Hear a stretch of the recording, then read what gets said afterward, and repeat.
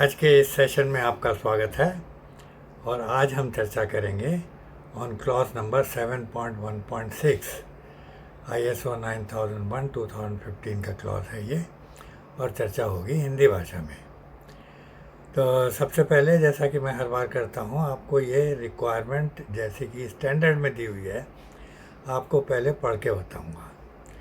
तो clause number 7.1.6 organisational knowledge, ये है title.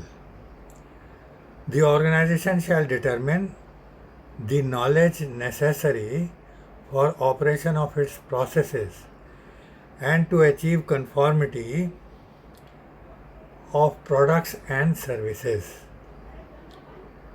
This knowledge shall be maintained and be made available to the extent necessary. When addressing changing needs and trends, the organization shall consider its current knowledge and determine how to acquire or access any necessary additional knowledge and required updates. And there are two notes below this. Note 1 says, organizational knowledge is knowledge specific to the organization. It is generally gained by experience. It is information that is used and shared to achieve the organizational objectives. And note number 2 is organizational knowledge can be based on A. Internal resources, for example, intellectual property, knowledge gained from experience, lessons learned from failures and successful projects, capturing and sharing documented knowledge and experience, capturing and sharing undocumented knowledge and experience, the results of improvements in processes, products, and services. And B is external knowledge, bracket, standards, for example, standards, academia, conferences, gathering knowledge from customers, or external providers. So this is this total requirement as given in this clause. Slightly bigger clause, but no problem. अब इसकी चर्चा हम करते हैं हिंदी भाषा में, थोड़ा विस्तार में बातचीत करेंगे। ऑर्गेनाइजेशनल नॉलेज वो नॉलेज है, वो ज्ञान है जो कि ऑर्गेनाइजेशन के अंदर अवेलेबल होता है लोगों को, और वो ऑर्गेनाइजेशनल नॉलेज जो है उसका हमें पता लगाना पड़ता है कि क्या क्या नॉलेज हमारे लोगों को चाहिए। जो प्रोडक्ट्स और सर्विसेज हम लोग कस्टमर को दे रहे हैं उसको प्रोवाइड करने के लिए, उसको क्रिएट करने के लिए, उसको बनाने के लिए, उसको जिस फॉर्म में कस्टमर को चाहिए वैसा करने के लिए हमें किस किस नॉलेज की ज़रूरत है। और वो नॉलेज तो सबसे पहले तो हमें क्लियर होना चाहिए कि क्या क्या नॉलेज हमारे को रिक्वायरमेंट है, जो कि हमारे ऑपरेशन प्रोसेस के ऑपरेशंस और प्रोडक्ट और सर्विस की कंफॉर्मिटी को पक्का करने के लिए हमें चाहिए। तो ये तो है कि हमें सबसे पहले तो क्लियर होना चाहिए कि क्या नॉलेज हमारे लोगों को चाहिए और उसको किसी न किसी फॉर्म में हमको प्रोवाइड करना है। वो फॉर्म क्या हो सकते हैं? वो हो सकते हैं प्रोसीजर्स, वो हो सकते हैं वर्क इंस्ट्रक्शंस, वो कोई चार्ट्स हो सकते हैं, वो कोई और ऐसी नॉलेज हो सकती है जो कि हम आपस में डिस्कस करके पास ऑन कर दें लोगों को, या कोई सेमिनार्स या लेक्चर्स अपने यहाँ अरेंज करें जिसमें कि कई लोग भाग ले सकें और वो उस चीज़ को समझ सकें। तो इस तरीके की नॉलेज जो है वो मेंटेन की जाती है और जिस हद तक लोगों को इसकी ज़रूरत है उस हद तक उसको उन लोगों तक देना ये ऑर्गेनाइजेशन की ज़रूरत है, तो उनको पहुंचानी होती है।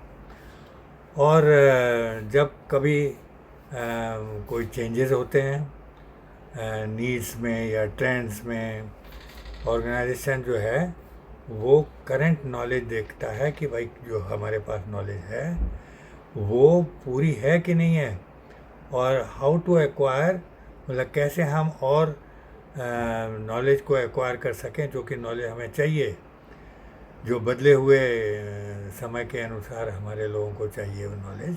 तो उस नॉलेज को एक्वायर करने के लिए संस्थान को सोचना पड़ता है कि किस तरीके से एक्वायर किया जाए उसको, और किस तरीके से लोगों तक पहुंचाया जाए। तो इसके नीचे 2 नोट दिए हुए हैं। तो पहला नोट है, organisational knowledge is knowledge specific to the organisation. Organisational knowledge जो है, जो ज्ञान हमारे संस्थान से जुड़ा हुआ है, वो ज्ञान है जो कि हमारे संस्थान से ताल्लुक़ रखता है, जो कि हमारे संस्थान से मतलब रखता है। हमें और किसी संस्थान से जुड़े हुए ज्ञान की कोई आवश्यकता नहीं है। और ये अमूमन ज़्यादातर इसको प्राप्त किया जाता है एक्सपीरियंस, जो पुराना एक्सपीरियंस है हमारे लोगों का, उससे मिलता है ये ज्ञान, और ये आपस में शेयर किया जाता है, ताकि जो ऑर्गेनाइजेशन का ऑब्जेक्टिव है उसको हम पूरा कर सकें। तो इस ज्ञान को आपस में शेयर करते हैं।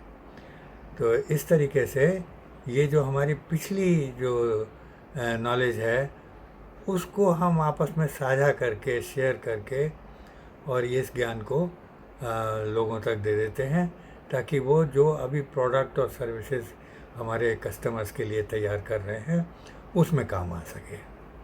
और नोट नंबर 2 है, organisational knowledge can be based on, कि भाई ऑर्गेनाइजेशनल नॉलेज जो है किस किस रूप में हमको मिल सकती है।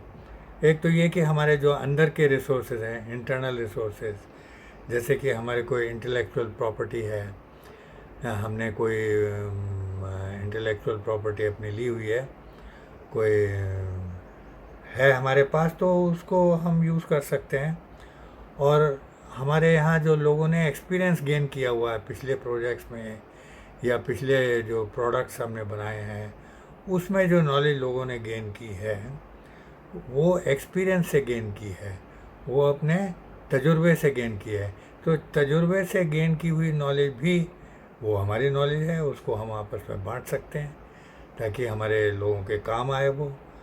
और दूसरा कि हमने जो पिछले दिनों प्रोजेक्ट्स किए हैं अपने, या जो हमने प्रोडक्ट्स बनाए हैं, उनमें जो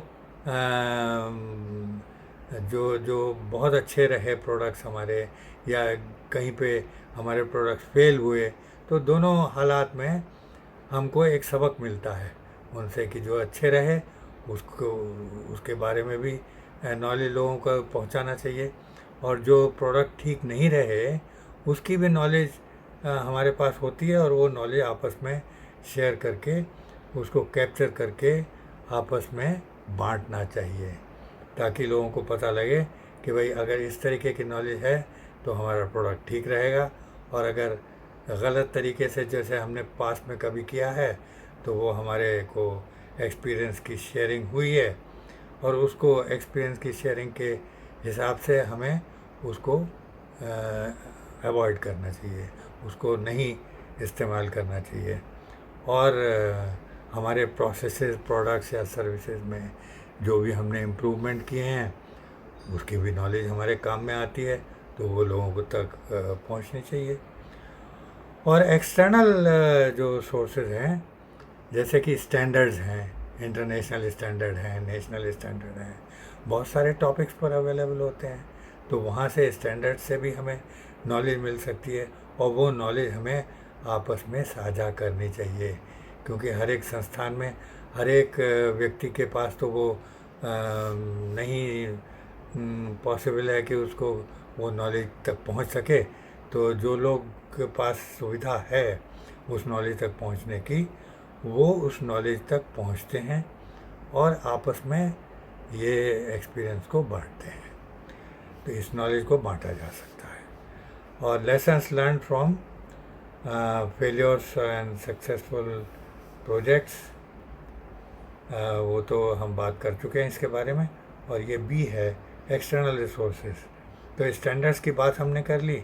फिर एकेडेमिया, जो हमें लोग लेक्चर्स देने आते हैं या जो हमें ट्रेनिंग देते हैं, तो एकेडमिक्स से रिलेटेड जो है, या कॉन्फ्रेंसेस हमारे लोग ज्वाइन करते हैं और वहाँ पे नॉलेज गैदर करते हैं। तो जो भी नॉलेज इकट्ठा करते हैं वो लोग, वो आपस में शेयर करना चाहिए।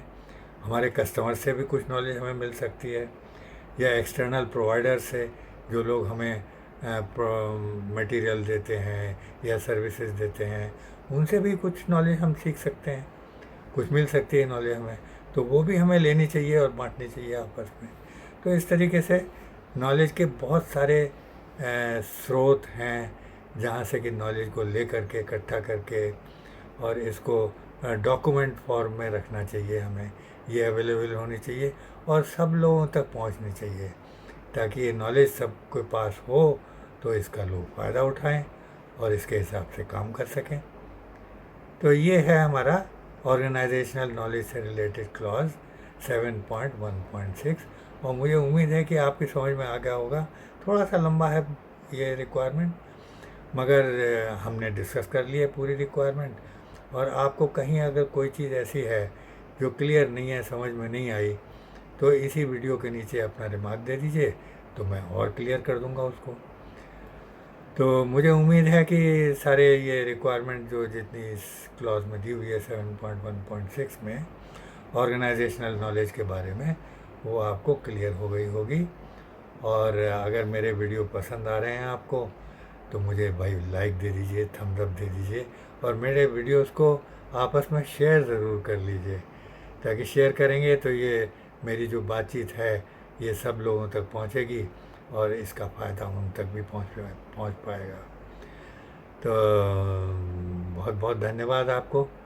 और एक बात मत भूलिएगा, मेरे चैनल को सब्सक्राइब करना मत भूलिए और बेल आइकन को दबाना भी मत भूलिए, ताकि सब्सक्राइब करेंगे और बेल आइकन को दबा देंगे तो जब भी मैं वीडियो लोड करूँगा, ज़्यादातर मैं वीडियो संडेज़ को लोड करता हूँ 10-11 बजे के आसपास, नहीं तो 5 बजे से पहले पक्का लोड हो जाता है।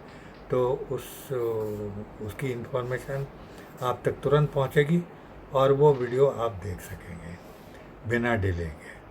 तो बहुत बहुत धन्यवाद, थैंक यू। फिर मिलते हैं अगले रविवार को एक नए क्लॉज के साथ। बाय बाय, थैंक यू, नमस्कार।